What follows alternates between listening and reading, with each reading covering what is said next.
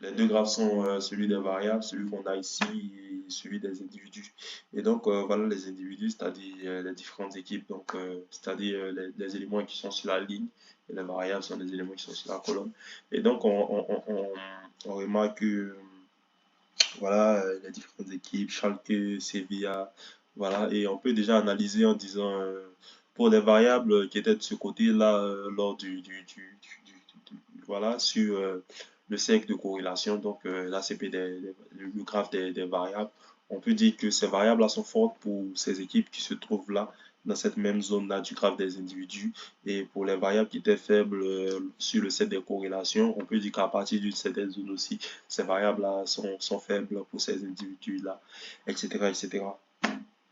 Et donc, quelle est l'inertie? Vous devez avoir à l'écran les deux graphes. On a nos deux graphes et remarquez que lorsqu'on réduit le second graphe, vient se cacher là. D'accord? On va le réduire. Et voilà. Et ensuite, qu'est-ce qu'on peut faire déjà? Qu'est-ce qu'on peut faire? Vous devez avoir la première des choses à faire pour analyser le résultat d'une ACP, donc c'est de désigner combien d'axes sont nécessaires. Et pour cela, on doit regarder les valeurs propres. Et pour avoir les valeurs propres, on fait foot ACP, donc on prend notre fichier, d'accord, foot ACP, là qu'on a importé, je pense, ouais. Foot ACP $EIG. Donc on va exécuter ça. Ça va me donner voilà, voilà les valeurs propres. D'accord? Foot ACP $EIG. Voilà. Donc ça me donne voilà les valeurs propres, le pourcentage d'inertie. Donc eigenvalue, les valeurs propres en anglais eigenvalue. Donc ensuite le pourcentage d'inertie c'est percentage of variance vu que l'inertie c'est la variance et puis le pourcentage cumulé d'inertie. Donc voilà, ça donne le pourcentage cumulé d'inertie, c'est-à-dire quand on prend un plan, quel est le nombre d'informations qu'il contient, ainsi de suite. Voilà, jusqu'à obtenir 100%. Donc pour toutes les variables, c'est normal qu'on ait 100%. Et combien y a-t-il de valeurs propres? C'est 15, c'est normal vu qu'on a 15 colonnes et on a 15 axes. Et donc, que vaut la première valeur propre? Elle vaut 38%, c'est ce qui est bien là. Et c'est elle qu'on a pris donc, comme premier axe principal. La seconde valeur propre, elle vaut 13,12%. Donc, c'est elle qu'on a pris comme deuxième axe principal. Et donc, ici,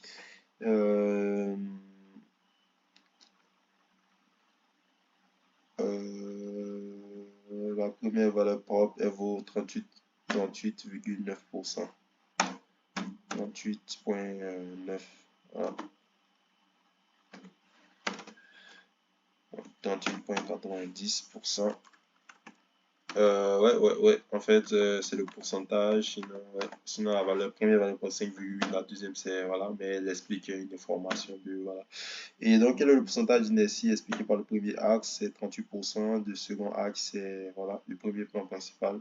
Et combien d'axes décidez-vous de conserver? On décide de, voilà, on va avoir deux plans principaux, d'accord? Vu qu'on remarque que les deux premiers les deux premières valeurs propres, on va prendre les valeurs propres qui dépassent 1, vu qu'elles sont redondantes.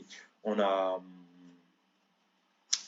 on a trois valeurs propres consécutives qui dépassent 1, d'accord? Donc, on va décider d'avoir deux plans principaux. Et le premier plan principal va contenir voilà, ça, 52% de l'information, et ça sera l'axe 1 et l'axe 2. Et le deuxième plan principal va contenir voilà, 12% d'informations plus 6, donc environ 18% de l'information. Ça sera le troisième axe et le quatrième axe.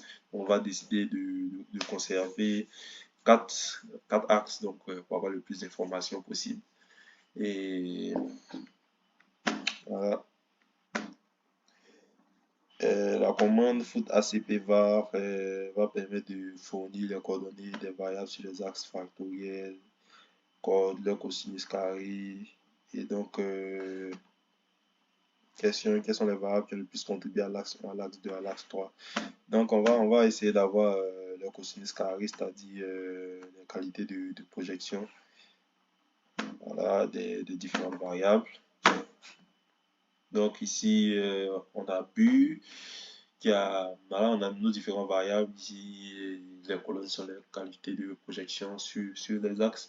Et ici, on a bu qui a une qualité de projection de 12. Voilà, on remarque que les variables qui ont le plus contribué à l'axe 1 sont les variables en général qui ont une valeur au-dessus de 10 déjà, sont très remarquables déjà. On a 12, on a 12, on a 14, on a 13, on a 13 aussi, voilà, les 8 aussi n'est pas très loin de 10 par rapport à ce qu'on a cité. Et 7 aussi n'est pas mal, n'est pas très loin de 10. Donc on peut dire en général, on peut se limiter à là. Sinon, voilà. Donc ça sont les variables qui ont le plus contribué à l'axe 1. À l'axe 2, on fait pareil. On remarque que on a une moyenne bon, on a d'un côté des valeurs très fortes, 19, voilà, des valeurs qui sont toujours au-dessus de 10, 10, 19, 24 et 9, voilà, 22. Et voilà, voilà, et de l'autre côté sont les autres variables. Donc on a les variables. On remarque en général, on a un groupe de variables qui est au-dessus de 10 et on a un autre groupe de variables qui est carrément à l'opposé. Et donc,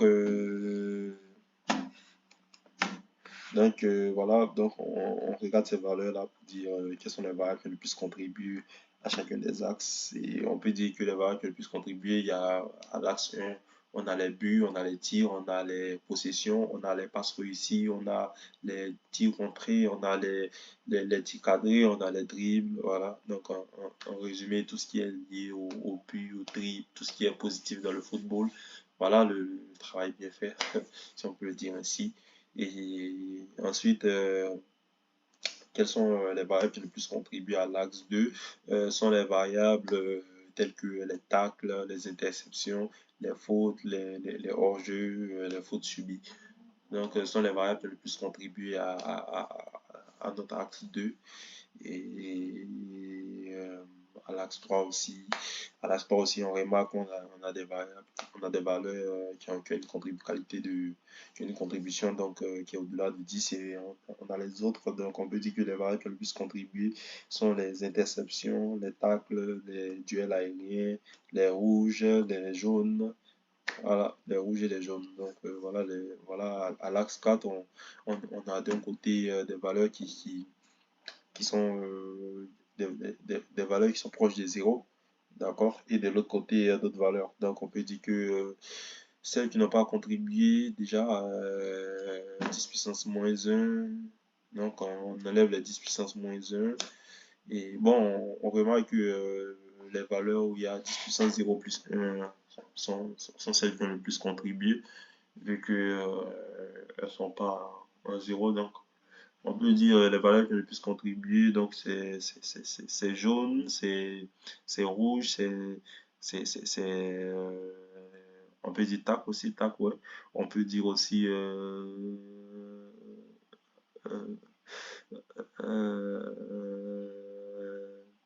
faute subie, ok. Jaune, rouge, tac, faute subie, ça c'est pour la dimension 4. Pour la dimension 5, on remarque que on a des variables au-delà de 10 et de l'autre côté aussi. Donc, on a 28 hors-jeu, 36 fautes subies, on a 9 tirs contrés et on peut prendre 6 aussi jaunes et on a le reste. Donc, voilà une vision globale des variables de nos axes, donc de la formation de nos axes, des variables qui ont le plus contribué à la formation de nos axes. Et donc, voilà. Donc, comment pouvez-vous interpréter l'axe factoriel? Donc, voilà, on se base sur les qualités des contributions pour interpréter les axes. Et donc, ici, on a la commande ACP-INT qui permet de récupérer les informations, mais au niveau des individus. Ok, donc, récupérer les informations sur les différentes équipes, donc ACP int, et donc normalement on va récupérer les informations sur les variables, n'est-ce pas? Et donc Voilà, c'est assez long. ACP1, on va récupérer les informations sur toutes les équipes. Donc ici, on a les coordonnées, c'est ça, les coordonnées des ACP and ici, on aura les coordonnées des différentes équipes sur les différents axes, sur la première dimension, la deuxième dimension, la troisième dimension, la quatrième dimension, vu qu'on a fait l'ACP sur deux plans, c'est ça. Donc voilà ce que R nous propose. On va voir si l'ACP sur l'autre plan a été proposé.